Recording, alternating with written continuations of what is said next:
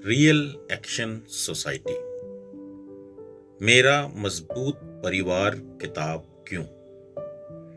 जैसे कि एक देश को सही रीति से चलाने के लिए एक लिखित संविधान की जरूरत होती है, वैसे ही एक परिवार को निर्धारित मंजिल तक लेकर जाने के लिए पारिवारिक संविधान की जरूरत होती है। इस कमी को पूरा करने के लिए रियल एक्शन सोसाइटी के द्वारा मेरा मजबूत परिवार किताब को कलमबंद किया गया है।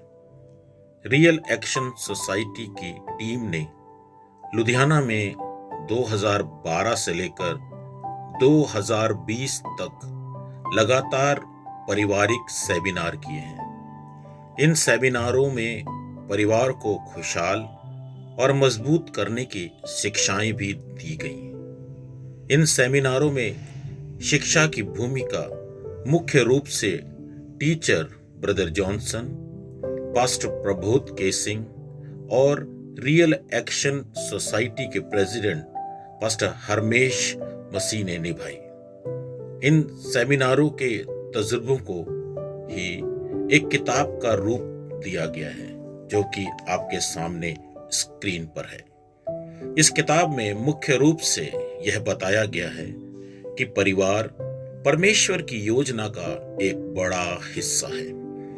पिता परमेश्वर ने भी एक संविधान बनाया है। यह संविधान पूरे संसार के परिवारों की जांच करता है। वह लोग एक दूसरे के साथ गड़बड़ तो नहीं कर रहे हैं। इस बात को समझने के लिए मेरा मजबूत परिवार किताब में अध्याय 23 दर्ज किया गया है। पिता परमेश्वर के संविधान को धरती के कोने कोने तक लेकर जाने के लिए प्रभु यीशु मसीह ने मुर्दों में से जीवित होकर अपने चेलों को की टीम को जिम्मेदारी दी।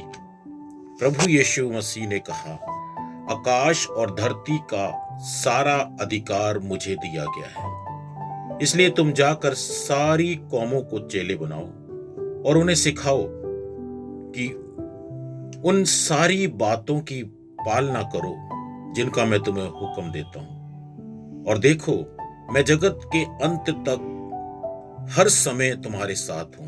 मत्ती 28 अध्याय 19 और 20 आयत। प्रभु परमेश्वर का संविधान बिल्कुल आसान है। इस संविधान के अनुसार हर परिवार चल सकता है। इस बात का पुष्टिकरण अध्याय 20 में किया गया है। इस भेद को मत्ती रचित सुसमाचार 22 अध्याय 37 और 39 आयत में लिखा गया है। नंबर 1, तू प्रभु अपने परमेश्वर को अपने सारे दिल के साथ और अपनी सारी जान के साथ और अपनी सारी बुद्धि के साथ प्यार कर। नंबर 2, तू अपने पड़ोसी को अपने जैसा प्यार कर।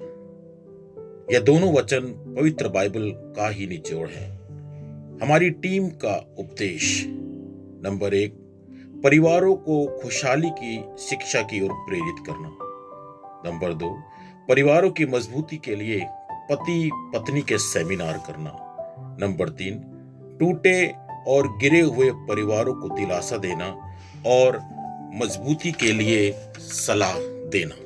नंबर 4, दूल्हा और दुल्हन की सही शिक्षा देना और जवान पीढ़ी को दूल्हा और दुल्हन का समाज को सही नमूना पेश करना। इस बात के लिए जवान पीढ़ी को जागरूक करना।